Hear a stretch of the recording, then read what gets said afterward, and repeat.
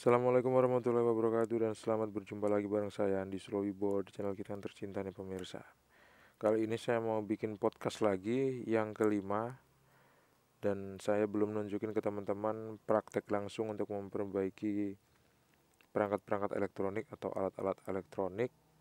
Tapi kita mau berteori dulu dan beranalisis dulu. Karena teori dan hipotesis itu penting. Biasanya kan kalau kita di sekolah kita belajar teori dulu, terus kita praktek. Kenapa belajar teori dulu? Karena teori itu penting. Adanya teori adalah karena adanya observasi dari orang-orang sebelumnya yang melakukan riset, kemudian mempunyai kesimpulan yang valid, itulah yang namanya teori. Jadi kita tahu teorinya dulu, habis kita tahu teorinya, kita paham teorinya, terus kita praktek. Nah, kayaknya saya mau mengimplementasikan itu juga. Jadi saya mau tunjukin teorinya dulu ke pemirsa. Sebelum kita lanjutin, kalau misalnya pemirsa belum subscribe, tekan aja like, subscribe, dan membagikan video ini ke teman-temannya pemirsa yang kipas anginnya rusak. Kipas angin itu bisa dibenerin sendiri pemirsa. Benerinnya gampang banget. Kalau misalnya mau lihat praktek saya langsung untuk memperbaiki kipas angin, pemirsa bisa cek di channel ini. Ketik aja kipas angin atau lihat di daftar playlist, saya udah bikin playlist tentang kipas angin. Di situ banyak banget kipas angin yang rusak. Pemirsa bisa tonton, mungkin salah satunya cocok sama kipas anginnya pemirsa. Jadi nggak begitu khawatir kalau misalnya bongkar kipas angin terus lupa masangnya, karena mungkin kipas anginnya pemirsa cocok dengan kipas angin yang udah pernah saya upload di channel Teknisi Digital. Dan yang mau saya bahas kali ini pemirsa adalah sebuah komentar dari, saya mau membahas cara memperbaiki kipas angin Pisces ini. Cuman ada komentar dari Bambang Bratakuncara. Bang, kalau as seret atau macet, apa nggak lebih baik dibongkar asnya dan kedua busingnya depan dan belakang dicopot dan dibersihkan. Setelah dibersihkan diberi minyak mesin jahit, pasti lebih bersih dan as jadi licin. Kalau hanya disemprot kontak cleaner dari luar dan ditetesi minyak, tentu kurang bersih. Kemungkinan cepat seret kembali. Tolong penjelasannya ke WA saya. Saya nggak jelasin ke WA ya, saya jelasin di sini aja. Karena nanti kalau ke WA biasanya saya nggak sempat read, pemirsa. Saya nggak sempat read dan saya nggak sempat balas gitu. Jadi nggak efektif ya. Mending kita komunikasi di YouTube aja. Tadi ditanyain tentang apa nggak lebih baik kalau misalnya memperbaiki kipas angin yang rusak seperti ini, asnya dicopot aja, terus busingnya depan belakang itu dibersihkan, terus dikasih minyak, terus dipasang lagi. Soalnya kalau dibersihin pakai kontak cleaner dari luar, kemungkinan dia bakal seret lagi. Itu boleh juga, itu analisis yang bagus juga ya, itu bagus, itu juga bisa dikerjakan. Cuman menurut pengalaman saya dan di video ini, saya memang nggak mengganti busingnya karena beberapa alasan. Karena kan busing kan harganya tuh kan busing, maksudnya gini, busing itu kan harganya. Terus yang punya kipas angin ini pun budgetnya kan nggak se budgetnya itu nggak sesuai kalau mau ganti busing. Untuk untuk lebih baiknya busingnya nggak saya ganti, simpel aja sih. Kalau misalnya secara teknis memang benar busing itu dibersihkan juga, bahkan nggak cuma dibersihkan ya, busing itu diganti.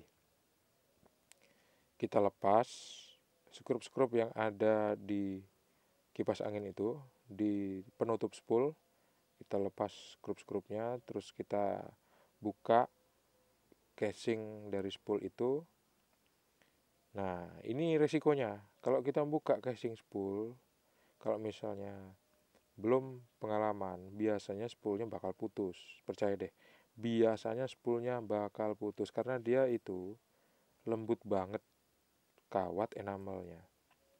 Jadi kalau misalnya yang diperbaiki itu adalah kipas angin sendiri, mending nggak usah dibongkar, dibersihkan aja pakai minyak, diminyakin aja pakai minyak mesin jahit kayak atau pakai kontak cleaner itu bebas.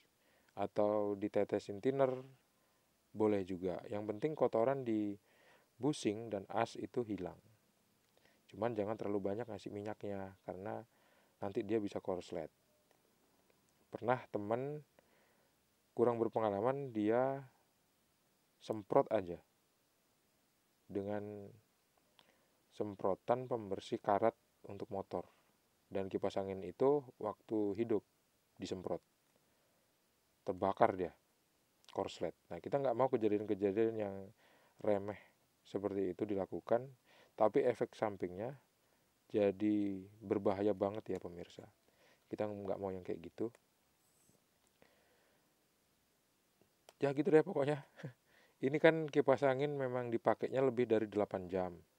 Kalau dipakai lebih dari 8 jam, biasanya asnya itu bakal panas karena dia ada gesekan antara busing dengan as. Dia bakal panas. Nah, kalau dia panas, pelumas yang ada di as itu dia bakal kering.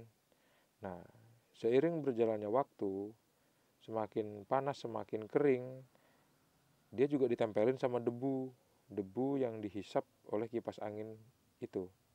Kan kipas angin menghisap udara kemudian dihembuskan ya.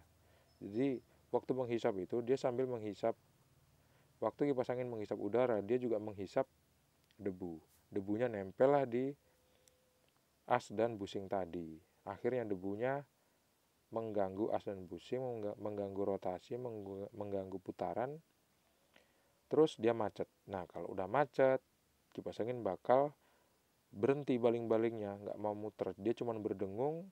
Nah, kalau misalnya lama-kelamaan dalam kondisi seperti ini, untuk meminimalisir agar tidak terjadi kebakaran, nah thermal fuse-nya itu akan memutuskan diri.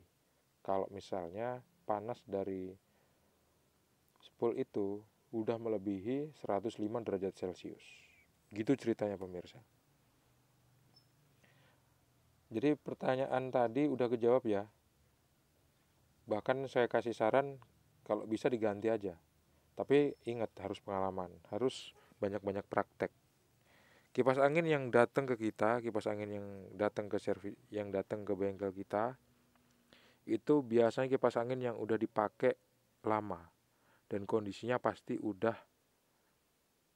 udah parah banget lah. Kalau misalnya motor gitu garansinya udah habis. Jadi spoolnya biasanya udah hampir-hampir lapuk dan itu resiko putusnya tinggi. Kalau misalnya budgetnya sesuai, ganti busing juga nggak apa-apa. Busingnya tuh dicopot pemirsa. Jadi kalau mau tahu caranya saya ganti busing, cek aja di playlist kipas angin ya. Di situ pemirsa bisa pilih video mana yang saya tunjukin cara saya untuk mengganti busing. Di situ udah saya bahas. Kita lepas busingnya, kita bawa contoh busing itu ke toko elektronik dan kita ganti busing itu dengan yang baru. Itu nggak perlu dikasih minyak lagi, gitu. Pasti beres, insya Allah lah. 99% beres. Baiklah ya pemirsa, terima kasih sudah menonton. Itulah podcast saya di podcast yang ke berapa ya? Podcast yang kelima ya. Bentar saya cek dulu ya pemirsa. Podcast yang ke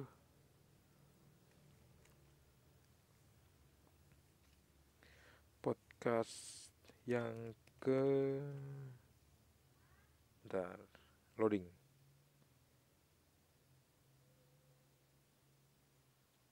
Podcast yang ke